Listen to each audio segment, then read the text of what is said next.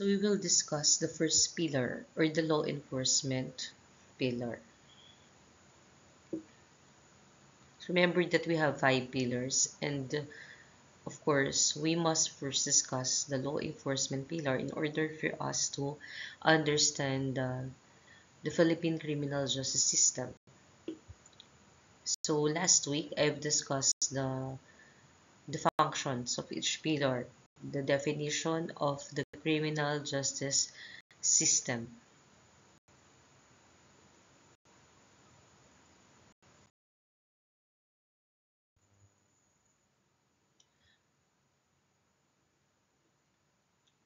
The law enforcement pillar occupies the front line of the CJS.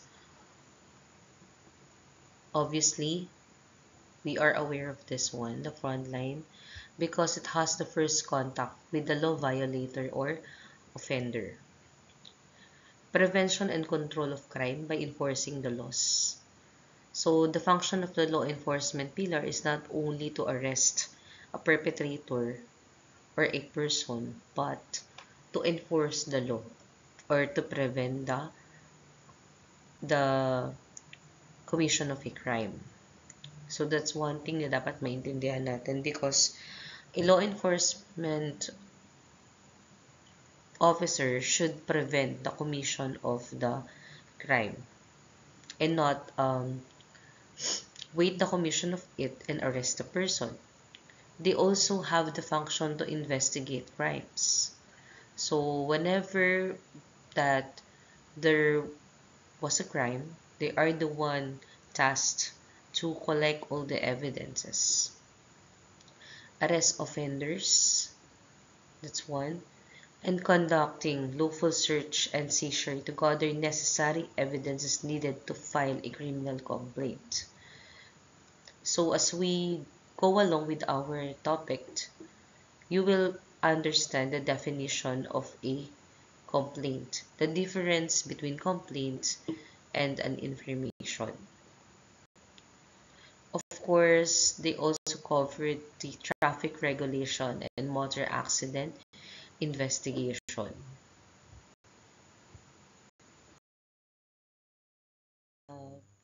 Philippine National Police, na alam natin that they are involved in law enforcement, there are also other law enforcers whose duties are to enforce special laws relating to highly specialized matters such as immigration, tax, land, air, and water, transport, and customs. So, if you notice, there are other law enforcement agencies involved.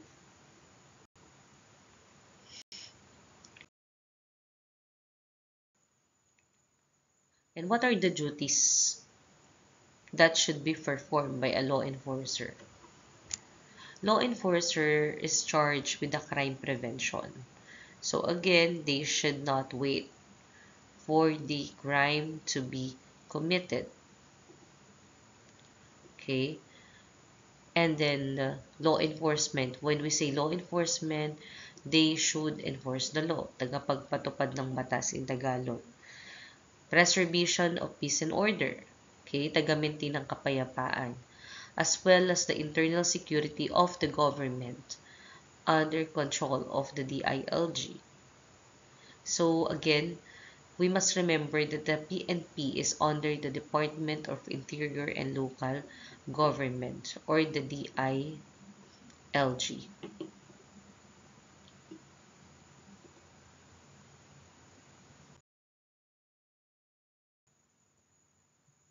What are the duties being performed? Ito pa. The law enforcer is authorized to conduct investigation of crimes, gather evidence with respect thereto. Okay. And of course, arrest suspects and refer cases to the prosecuting arms of the government. Ibig po sabihin, when there is a crime, yung police o yung law enforcer, sabihin natin PNP ang nag-investigate ng kaso. Okay? Nagko-collect ng evidence na makita niya sa crime scene. Like for example, ano mang evidence na makikita niya. Di ba kaya nga niya kinukordon yung area is to preserve the the area. Okay? And then, also, just in case na nandyan pa yung suspect, siya rin ang may responsibility to arrest the suspect. And of course, siya rin ang nagiging kasing saksing buhay doon in terms of the pagdating doon sa second pillar, sa prosecution. Okay, which we will discuss in another presentation, what is prosecution. But first, of course, it's very important na maging basihan muna ang mga evidences collected by the law enforcers.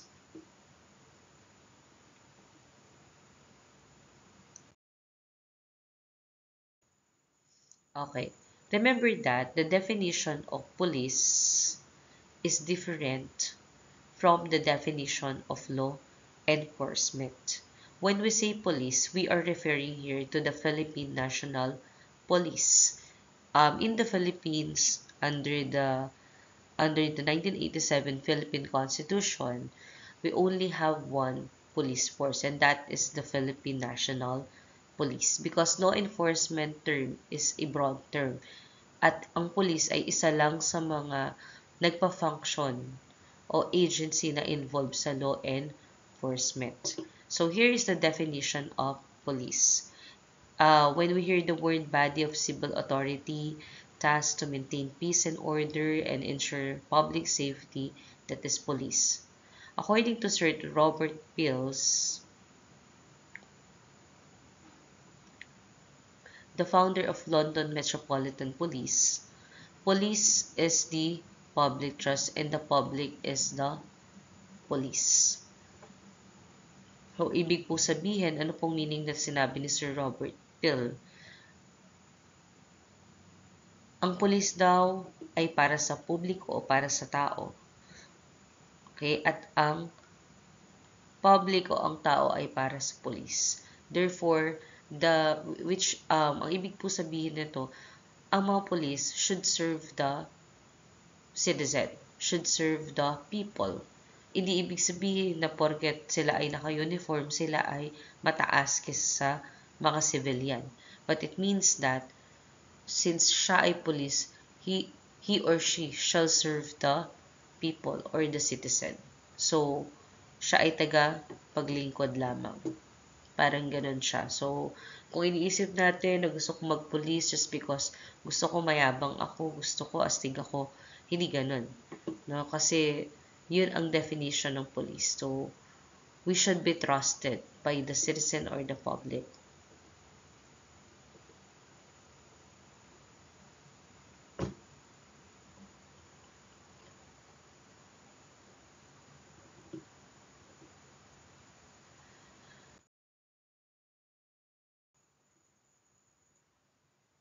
Okay, again, bakit nga ba ito? It is the most visible representative of the government and the society.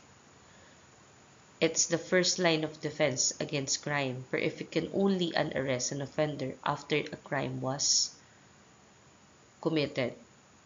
So, kung mapapansin natin ngayon sa street natin, ang daming mga police mobile. Bakit? Because of the fact that there is an instruction sa taas na dapat may police visibility na tinatawag. And when we hear the word police visibility, dapat nakikita kayo ng mga tao. Kasi kung nakikita kayo ng mga tao, it will prevent the commission of the crime. Another thing, if a crime has been committed, mabilis kayong makakapag-respond. Kasi di ba meron silang project na sabi dapat daw mabilis ang respond or yung tinatawag natin na 5-minute respond time. So that's another thing. It is only after this arrest that the other components of the justice system will come into play, such as the prosecution, convicting, and rehabilitation. So nakita natin very important ang function ng law enforcement or ng police. Kasi diyan ang magiging basihan ng other pillars of the justice system.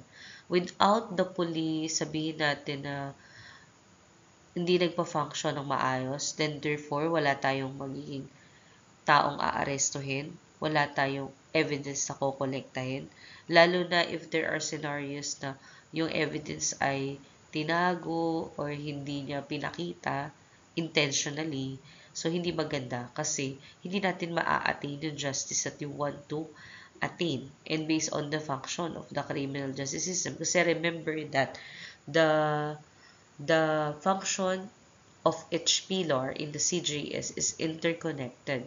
So once na ang isang pillar ay palpak, then it affects the whole system. Kasi nga system sila. Okay? They are interdependent. Nakadepende sila sa bawat isa. So remember that definition.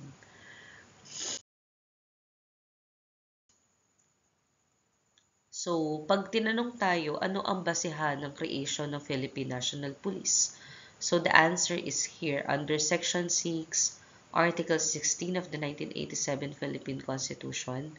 Ang sabi kasi, dapat mag-maintain tayo ng one police force which is a national in scope and civilian in character. Take note of that. Civilian in character and not military in character. Ibig sabihin, ang trato ng isang police should be makatao. Okay? To be administered by a National Police Commission or what we called as NAPOLCOM. So, ang NAPOLCOM, if you want to file a case against a police officer for misconduct or any other malfeasance, misfeasance, or nonfeasance, or any other administrative cases, dito tayo pwedeng mag-file aside from the internal affairs services. So, pag tinanong tayo, ano ang naging basis ng creation aside from the special law? It's the 1987 Constitution. Remember that lahat ng laws na meron tayo should be constitutional. And when we say constitutional, kailangan nakaayon siya sa saligang batas, which is the fundamental law of the land. Kasi kung hindi siya nakaayon doon, well, pwedeng maging unconstitutional yung batas at hindi na siya maging batas. Therefore, kasi de-declare lang ng Supreme Court na unconstitutional. So, one thing na dapat naintindihan natin na ang isang batas ay dahil gawa lang din naman yan ng tao, should always be constitutional. And creating a Philippine National Police is constitutional. Therefore, hanggang ngayon, nagpa-function pa siya. Okay?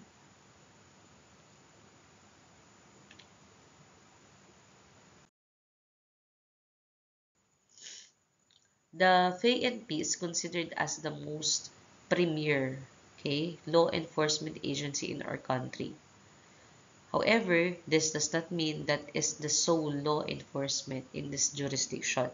So, katulad nga ng sinasabi ko, since they are the premier law enforcement at sila ang tinutukoy ng Constitution, it doesn't mean na sila lang ang pwedeng mag-function as law enforcement since we have other agencies later na makikita natin na nagpa-function din bilang law enforcement officer or agency. Okay? Because not in all cases they have jurisdiction. Pwedeng yung ibang agency muna and then ita-transfer yun papunta sa PNP which we will explain further. Always remember that even in the board exam, pwedeng tanungin sino ang current chief PNP. Dapat lagi tayong updated sa current news. So for now, we have General Nicolas D. Torre III. So he is the current chief PNP of in the Philippines.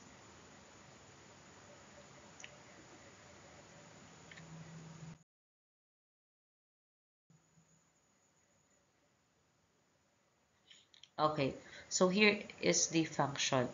Okay, again, parang law enforcement. Function of the PNP maintain peace and order. Kung magulo, dapat i-maintain nila yung katahimikan.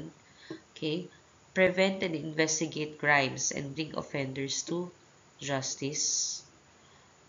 Exercise the vested powers from the Philippine Constitution and pertinent laws. Ayan. So, other powers emanated from the Philippine Constitution and pertinent laws, kailangan sundin nila. Detain an arrested person for a period not beyond what is prescribed by law. So, ibig sabihin po, ang mga pulis ay pwede umaresto ng isang tao but if the arrest is without a warrant of arrest, na tinatawag natin, ibig sabihin, siya ay warrantless arrest, inaresto ng walang warrant, hindi siya pwedeng ikulong ng sa oras na susobra doon sa naaayon lamang. Kasi meron tayong tinatawag na 12, 18, and 36 hours. So, depende kung ano ang kaso. For example, ang kaso niya ay murder. For example, lang nakapatay siya. So, that is grave offense. Pagka grave ang offense, dahil yun ay pinakamalala, nagpo-fall siya under 36 hours. So, afflictive penalty kasi yan. So, ibig po sabihin, pag inaresto ng isang pulis ang isang tao, okay, after makulong ng tao na yun, hindi niya pwedeng ikulong yun ng sosobra sa 36 hours. Okay? May exception dyan, syempre, pero hindi ko muna i-discuss kasi hindi pa dito yun. So, yun yung sinasabi dito. Okay? So, implement pertinent laws and regulation on firearms and exclusive control and explosive control. Kaya nga yung sabihin natin yung pagpapalicense, permit to carry, permit to possess ng barrel, and explosives, ay may special unit siya ng PNP, and that is located in the Camp Crame. Okay? Kasi sila rin ang nagre-regulate niyan ng pagdala ng barrel, paggamit, ganyan. And then supervise and control training and operation of security agencies. There is also a special unit of the PNP din which trains and sabihin natin na nagbibigay ng license to operate sa mga security agency. Okay?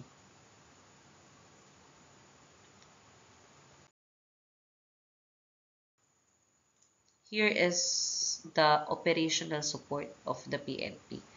So, ito ay hindi yung nakikita natin sa kalsada or sa streets kasi they are operational support. So, makikita nyo, ang daming special branch ng PNP. So, we have the Maritime Group. We also have the Intelligence Group.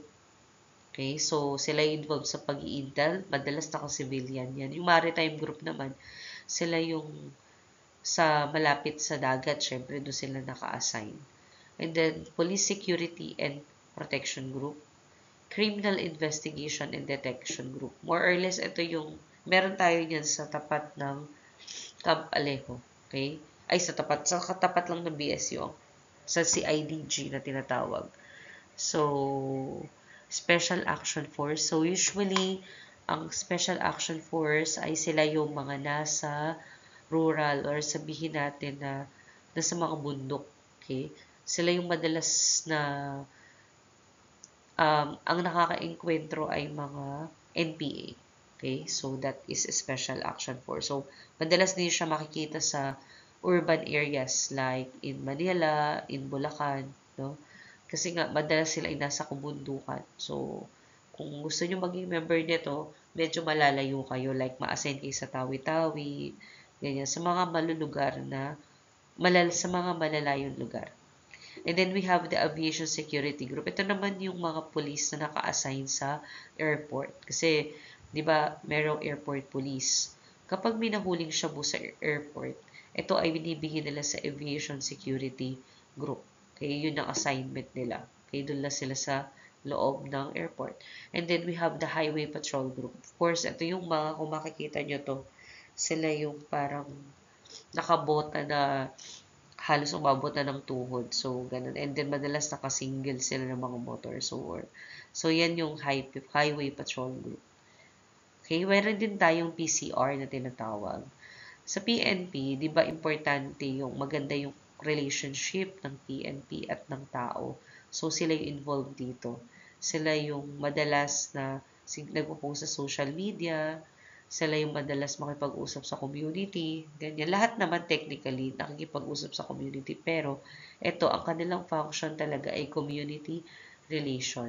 Sa later, pagdating nyo ng second year, third year, matututunan nyo na ang mga police po pala ay merong function na tinatawag na police community relation. Okay? Nandun yun. So, andyan din ang Civil Security Group, ang Crime Laboratory. Ang Crime Laboratory, ito yung nandito yung mga sa photography, yung mga forensics ninyo. Okay? Na biktima ng rape, kailangan medical legal, that's sa crime lab. Okay? And then we have the PNP Anti-Kidnapping Group. And then the Anti-Cybercrime Group. Ito yung bago kasi ano to syempre, uso ngayon, di ba, yung paggawa ng crime through the use of the computer. So, dahil mahirap mahuli, kaya kailangan natin ang special group na to. Madalas, IT, graduate ng IT ang kinukuha nila dito.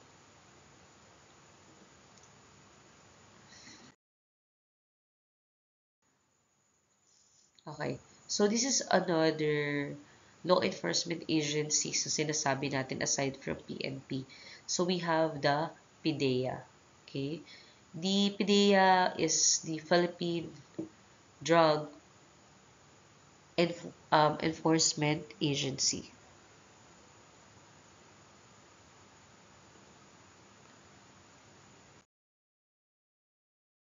Okay, so the PIDEA is responsible for the efficient law enforcement of all provisions on any dangerous drugs and or precursor and essential chemicals. So if there is a law which talks about illegal drugs or dangerous drugs, that will fall under the function of the PIDEA. But for now, since we all only have one law, which is RA 9165 or the Comprehensive Dangerous Drugs Act of 2002, so yun lang muna yung kanilang pinapatupad. So they are the implementing arm of the Dangerous Drugs Board. So the DDB is also created under RA 9165. They are the one who crafted the policies about ano yung mga dangerous drugs, like ano ba yung example nito, like marijuana or methamphetamine hydrochloride or shabu. So ang pinakamataas na officer sa PIDEA ay Director General. Remember that PIDEA is under the Office of the President. Unlike the PNP, they are under the DILG and they are separate agency. Magkahiwalay po yan. Hindi sila pareho. National Bureau of Investigation. This is another law enforcement agency.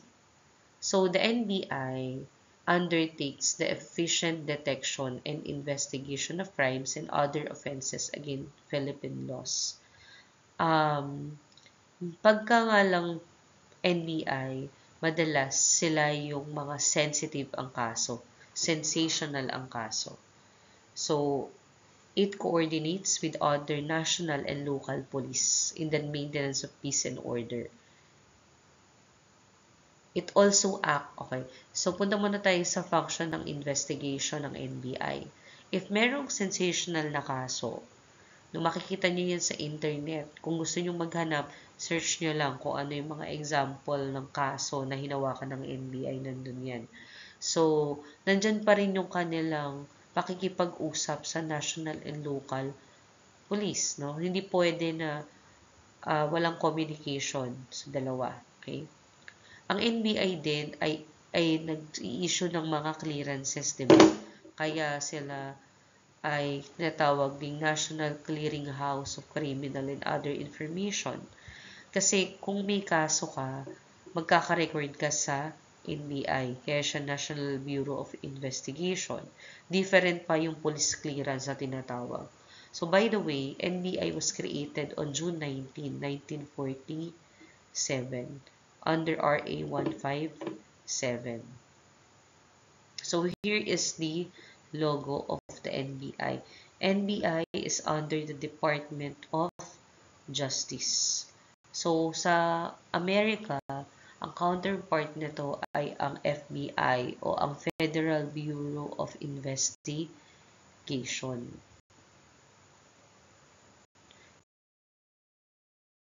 Sa Amerika naman, yung PIDEA, meron silang tinatawag na DEA, na Drug Enforcement Agency. Okay? So, ito yung mga example ng mga case, ng mga nabalita na ginagawa ng NBI. Like, NBI files criminal raps versus policeman, di ba? NBI, di ba? Kinasuhan niya policeman. 4 trainees in fatal shooting of ex-soldier. So, madalas kapag involved, syempre, police din ang dapat arestuin. NBI ang magte-take charge. Kasi, para naman walang bias, di ba? Para naman fair tayo. Kasi, syempre, kung kabaro niya lang din pala yung mag-i-investigate, baka magkaroon ng sabihin natin ng hindi fair na investigation. Diba? Very important kasi yun ang basihan eh. Okay, ito pa. NBI initial autopsy, slain Army intel sustained 3 to 8 gunshot wound. So, again, ito naman sa AFP to. So, makikita natin NBI din kasi ang nag-imbestiga kasi those cases are not usual. Sensational to. Kasi syempre, police, ang army ba, are they expected na ma-involve sa mga crimes? Diba hindi? So, kapag sila ang involved, madalas, NBI ang nag-i-investigate. Kasi sensational yon. Kasi hindi dapat yun ang ginagawa ng isang men in uniform. So, the NBI is the brainchild of late President Manuel L. Quezon. So, siya ang utak ng National Bureau of Investigation. So, it was patterned after the FBI in the United States. Okay? So, ito yung example ng NBI na sinasabi ko. Okay? Pag ganyan, meron na siyang may ID number na. Okay? So, we also have the Bureau of Fire Protection. Labirit sa kanilang motto, save lives and properties. Okay? Service, honor, and courage. Kailangan talaga may courage kasi biruin mo kung malaki yung apoy, talagang papatayin nila yun at isa-save nila yung mga taong involved. Okay? So, that's the BFP. Madalas ang function nila, pumatay ng apoy, ng sunog, mag-inspect ng mga buildings. Dapat marunong din sila sa first aid. No? Lalo na, kaya madalas dyan mga nurse ang nakahire sa BFP. Pero di ba, inaagawan nila tayo ng trabaho. So, the BFP is under the DILG also. Kasi, sila may tinatawag tayong tri-bureau. Kaya siya tri-bureau, 3 bureau under the DILG. Because they are created under one law also. One law only. So, that is Republic Act 6975. If I'm not mistaken. So, ginawa dun sa batas na yon, kung masa-search nyo yun, yung PNP, BFP, and BJMP or the Bureau of Jail Management and Penology na madidiscuss natin sa correction pillar. Okay? So, kaya hindi siya kasama dito ang BJMP kasi correction pillar siya. So, ito pa yung other law enforcement agencies with special enforcement powers. So, we have LTO. So, we are all familiar with this one. If you're driving, gusto mo ng lisensya, gusto mo magpalisensya, okay, that is LTO. Okay? So, may mga graduates na rin tayo na nasa LTO. So, we also have the Bureau of Internal Revenue. So, ito yung law about tax yan sa mga hindi nagbabayad ng tamang tax, ganyan. So, sila yan. Department of Finance or sinatawag natin Bureau of Customs. BOC talaga because they are under the Department of Finance. If you're familiar sa port, nandun yung mga tao na nag-i-enforce ng custom laws. Okay? Kasi, kaya bakit po kailangan? Kasi lahat dapat na pumapasok sa country natin ay na-check. Kasi hindi naman natin alam, baka mamaya may illegal na pinapasok sa ating country. At lahat ng pinapasok na bagay sa ating bansa ay may kaakibat na taxes also. Okay? Kasama yon. And then, Bangko Sentral ng Pilipinas. Meron din tayong graduate na nasa BSP. So, syempre, nandyan ang kaperahan ng Pilipinas. So, therefore, kailangan nila ng security, ha? Hindi sila gumagawa ng pera dyan. Sila ay involved sa security ng BSP. Very important ang security. At maganda rin naman ang salary dyan. Okay. We also have the Food and Drug Administration. Ayan.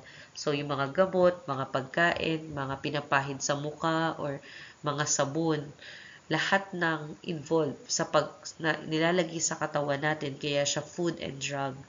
Lahat ng gamot, lahat ng pagkain should be FDA approved. Kasi kung hindi, baka meron siyang masamang chemicals at hindi maganda yung effect niya. Then therefore, syempre, hinuhuli po yun. No? Kaya kailangan lahat ng ginagamit natin FDA approved. Okay? So, okay. So, punta tayo sa police roles and function in the society. Ito hindi lang PNP ang merong rules and function nito. Pwede ring NBI, pwedeng PIDEA. Kasi lahat naman sila ay mga law enforcement at lahat sila ay iisa lang din naman halos ang sinusunod na batas, no, which is the Philippine law, which is the criminal procedure, the criminal law, 'di ba? So, 'yun. So, when we hear the word criminal apprehension, which can be the function of NBI, sabi ko nga, and other law enforcement agency, okay, it means arrest. Okay? Dahil ang legal term ng apprehension is arrest. Sinuli. Okay? Arrest. So, dahil kayo ay nag-aaral, tandaan nyo na ang tawag sa term ng apprehension ngayon na dapat ay arrest na. Arrest. So, nakikita nyo to yung nakapos, as minsan hindi, no? But, basta hinuhuli, arrest yan. And the legal definition of arrest is here. And dapat memorize nyo to by heart. Okay? It is the taking of person into custody in order that he may be bound to answer for the commission of an offense. Okay? Kaya bakit ang salita ay may? Kasi during the arrest, hindi pa naman natin alam kung guilty ba talaga yung tao. Kasi wala pa namang trial, di pa naman tapos ang court. Kaya may be bound to answer for the commission of an offense. What is important is that you arrest the person. Okay?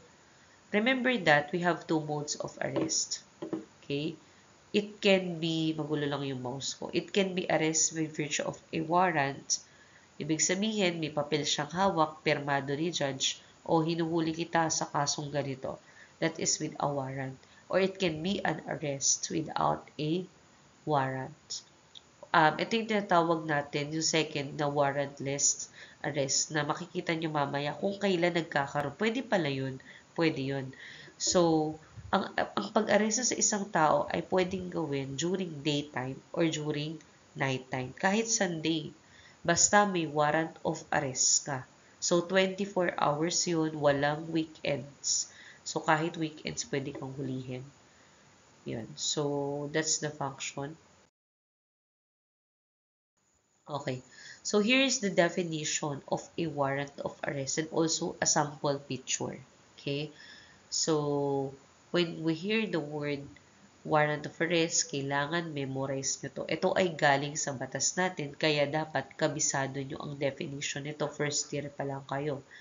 Okay, kasi pag-aaralan nyo ulit to pagdating nyo ng criminal procedure. So, an order in writing issued in the name of the people of the Philippines. Okay, isa tong order kay ni judge. Kaya in the name of the people, kasi people of the Philippines, signed by a judge. Kailangan judge siya, kasi kapag hindi judge siyang nakapirma, ay hindi warrant of arrest yan. Baka iba yan. And directed to a peace officer. Ang sinasabi nito, ay binibigay daw ito sa isang police or peace officer, commanding him to take a person into custody, o inuutusan siya na hulihin ang tao na nakalagay dun sa warrant of arrest in order that he may be bound to answer for the commission of an offense. Ito yung definition ng arrest. Okay? So, it shall remain valid. Pag tinanong kayo, kailan po valid ang warrant of arrest? Hanggang kailan? Okay. hanggat hindi pa naaaresto o sumusuko ang taong nasa warrant, valid yun. Unless lamang sabihin ni judge na nire-revoke na niya ang warrant. Kasi nagkamali siya or dismiss na yung kaso, ganyan. So, posible yun. Or inatras na ng complainant. May mga nangyayaring ganun. So, if that's the case, well, pwedeng hindi. But remember that hanggat may warrant of arrest, ang mangyayari ay huhulihin siya. Okay? So, hindi lang siya 10 days. No? Beyond 10 days siya pwede gamitin. So, that is warrant of arrest. Okay. Ano ang duty ngayon ng arresting officer if meron siyang warrant of arrest? Ang duty niya ay hulihin ang tao, hindi na masasaktan agad. Kaya dapat sumama ng maayos, no? Ipakita na may warrant siya at dalhin siya sa pinakamalapit na police station. Okay? Madalas ganun. Ngayon, kasi syempre may warrant nga eh. Ngayon, hindi dala. Minsan nangyayari, hindi dala yung warrant, no? Okay. Sometimes it happened na yung tao ay hindi niya dala yung warrant of arrest. Pwede niyang ipakita yun pagdating sa police station. Hindi naman necessary na hawak niya ang warrant of arrest during the arrest. Okay, ito siya. Makikita niyo to dito sa second paragraph ng section 7 of the Rules of Court. Okay, the officer need not have the warrant at the time of the arrest, but after the arrest, pwede yon kung hingi ng tao. Okay? Kasi kailangan, karapatan din naman ng tao na makita yun eh. Okay? So, ito under section 7, kailangan, ito ngayon ang duty o method of arrest by the officer. Kailangan inform niya yung tao kung bakit siya inaaresto, ano yung kaso niya. Okay? At meron siyang warrant. Siyempre, alam nga namang arestuhin nyo na hindi mo sinasabi na may warrant, diba? And then, except only, ito lang yung exception. Kapag siya ay, syempre, tangkang tumakbo or tumatakbo na, alangan namang, ito yung warrant, hindi pwede yon. So, habulin mo muna. Okay? Or kaya, syempre, baka mamaya, may baril yung tao o may kutsilyo, and therefore, baka saktan pa yung huhuli. So, if mahirap gawin because there are scenarios na ganun, then therefore, hindi mo na magagawa na i-inform siya, diba? Na kung anong charge niya kasi ayaw makipag-usap, tumakbo na, natakot. So, pwedeng during na lang sa pagdating sa police station, doon yung ipakita yung warrant.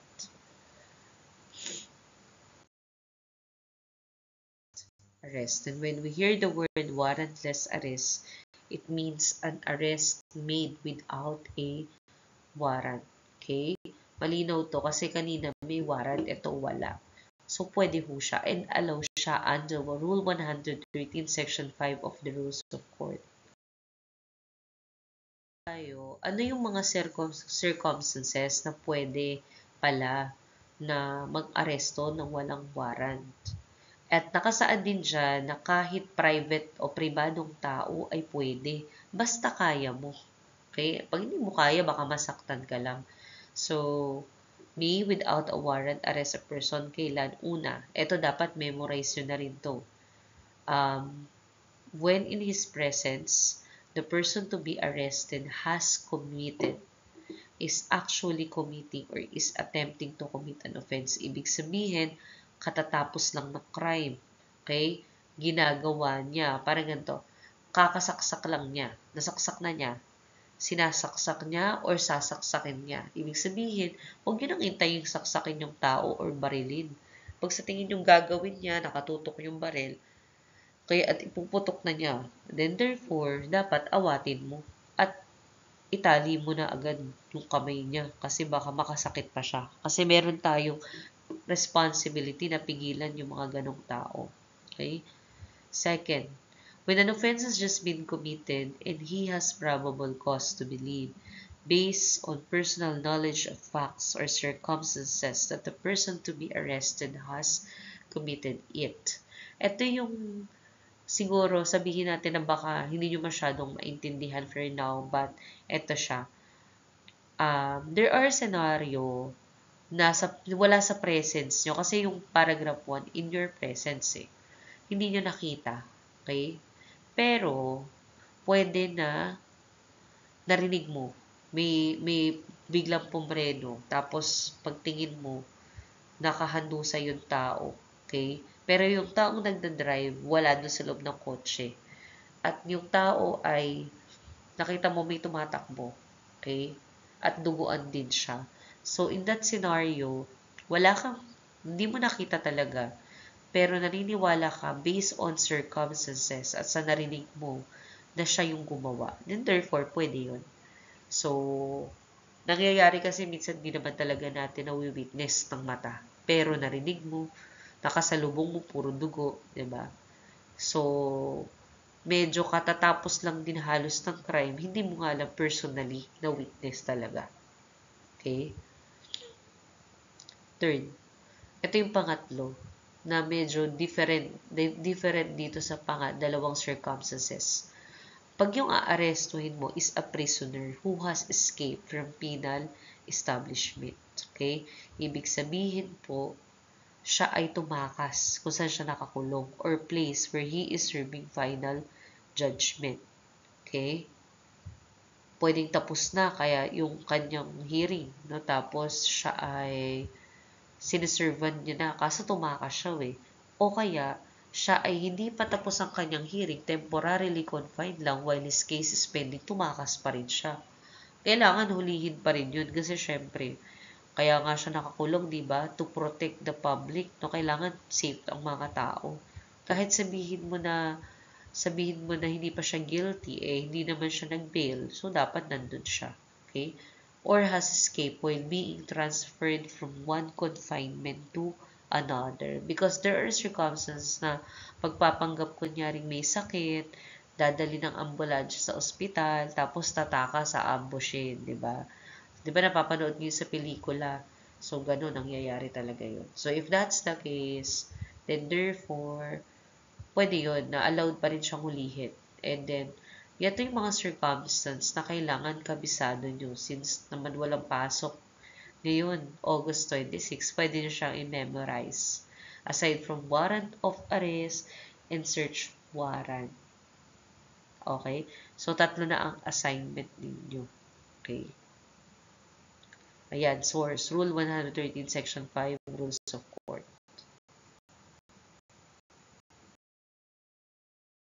The law enforcement agency is to search and seizure. Okay? When we hear the word search, it refers to the examination of an individual's person, house, paper, or effects, or idle buildings and premises to discover contraband or some evidence of guilt to be used in the prosecution of a criminal action. So, di ba nangyayari yung may search warrant ka ba? Bakit mo i-check yung bahay ko? So, yun yung tinatawag na search warrant. Kaya nga, isa sa mga function ng isang police or any other law enforcement ay magkaroon ng search warrant if they want to inspect something. Okay? So, wala silang karapatang pasukin ang bahay mo nung wala silang search warrant. Bakit? Sabi nga nila, ang bahay natin ang ating kastilyo, therefore, pwede natin hindi mapasukin ang mga ayaw nating papasukin. So, when we hear the word seizure, ito yung kunin, seize, no? Kunin ang isang bagay. Okay? So, kaya search and seizure, syempre, mag-search ko muna pag may nakita kang contraband like firearms or drugs, i-seize mo yun, kukunin mo yun.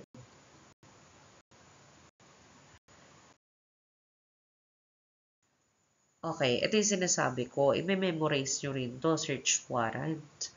This is similar to warrant of arrest. However, kung ang warrant ang hinahanap ay tao, ito ay, ang tinitingnan lang natin dito ay property, hindi tao. So, it's also an order issued in the name of the people of the Philippines, signed by a judge also, and directed to peace officer commanding him to search for personal property described therein. and bring it before the court. Hindi pwede yung kunyari nakalagay, kaya nga dito personal property described therein. Pag sinabi na methamphetamine hydrochloride ang kailangan yung hanapin, yun ang hahanapin nyo. Hindi pwede na walang nakalagay o kaya ano nyo yung mga bagay na hindi naman nakalagay sa search warrant.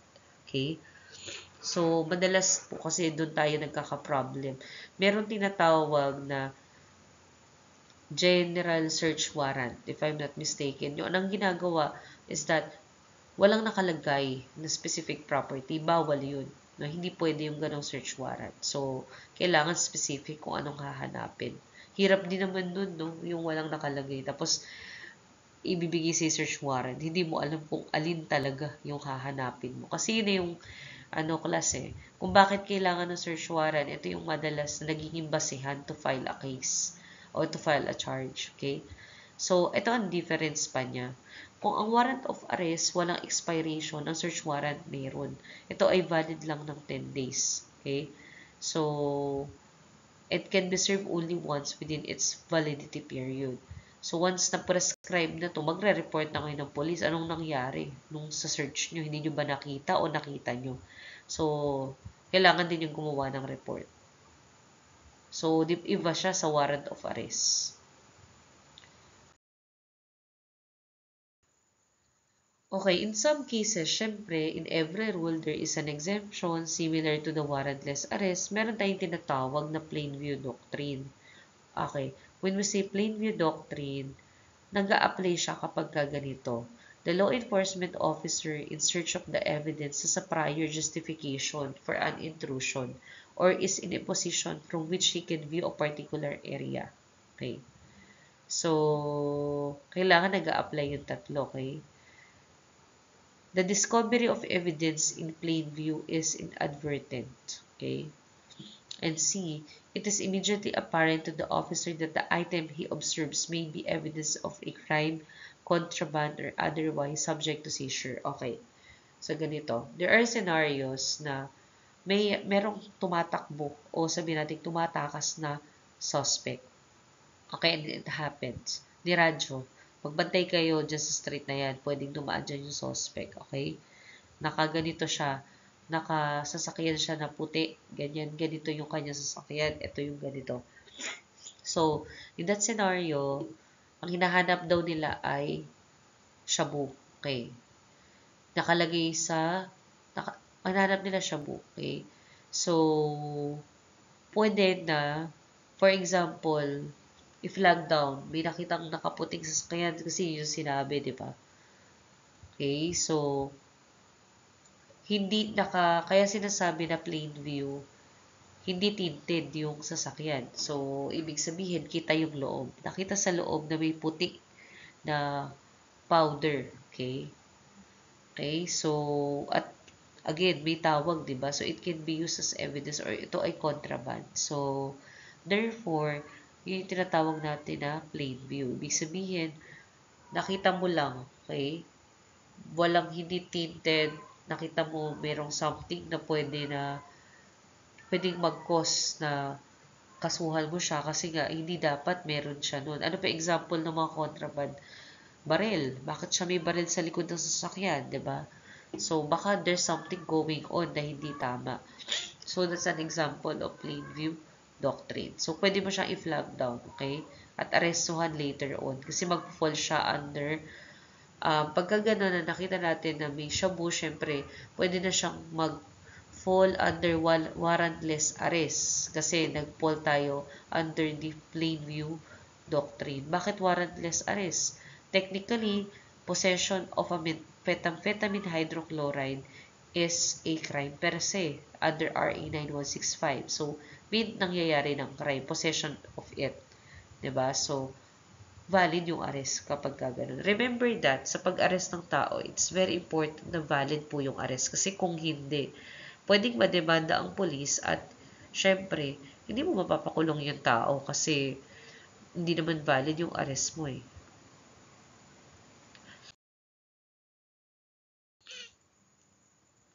Okay. In our profession, meron tayong tinatawag na fruit of the poisonous tree. Okay. Ibig po sabihin, pag narinig nyo to, nasa Constitution din to, lahat ng ebidensya na nakuha gamit ang unlawful o hindi legal na pamamaraan ay hindi pwedeng tanggapin sa korte. Kaya sinasabi natin na ang pagkuha ng isang ebidensya na hindi legal ay hindi pwedeng tanggapin. Kaya dapat ang search warrant palaging valid at ang warrant of arrest palaging valid. Kasi kung hindi valid yan ay maiko-consider natin na fruit of the poisonous tree. Kasi hindi mo pwedeng, for example, yung sasakyan, di ba? Kailangan pilitin mo siyang buksan yung bintana para i-check kung may contraband. Yun. Hindi mo siya pwedeng pilitin na gawin yun. Kasi unang-una, hindi siya plain view. Pag pinabubuksan mo ayaw mo, pwede kang tumanggi. Kaya lang po ma'am, bakit po sa mga SM, pag sinabi buksan po ang bintana, binubuksan, syempre, yun ay part ng kanilang security protocol at para sa safety ng mga tao. Ang SM kasi is a private property. Then therefore, kung ayaw mong ibaba yung bintana mo, hindi ka pwedeng pumasok. Parang ganun lang yun. No? Kasi private property yun. Yung sinasabi ko, in cases na wala ka sa private property, no, nasa street ka lang, public na lugar, ganun. So, remember those things. Kaya it's very important na nag-aaral kayong mabuti. Kasi kung di kayo mag-aaral ng mabuti, sayang, no, yung mga gagawin natin. Okay. So, ano po ba yung mga personal property to be seized? Pwede ba yung mga cellphone? Pwede po ba yung mga mamahaling gamit? So, remember that ang pwede lang kunin ay yung mga subject of the offense. Like, for example, kung may ninakaw, ano yung ninakaw? Ganon. Depende kung ano yung pinapatukuyan natin. Kung yan ay drugs, kung yan ay violation ng RA 9165, anong drugs yan? Like, shabu ba yan? Ayan. Yan ba ay ninakaw? Ayan. Yan ba ay sasakyang ninakaw? Yan yung mga pwede. Okay, user intended to be used as the means of the commission of the offense. An example nito, kutsilyo, baril, ganon. So, those are the things na pwede nating kunin. Okay?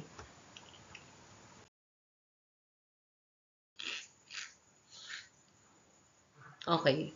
Sa pagsa-search, meron tayong tinatawag na two-witness rule. Ang ibig po sabihin, kapag po kayo ay magsa-search ng isang bahay, room, or isang lugar, kailangan may dalawang witnesses. Okay? So, bakit ba? Bakit kailangan ng witness? Siyempre, dahil nga bahay mo yun, lugar mo yun, kapag may nawala dyan, 'di ba?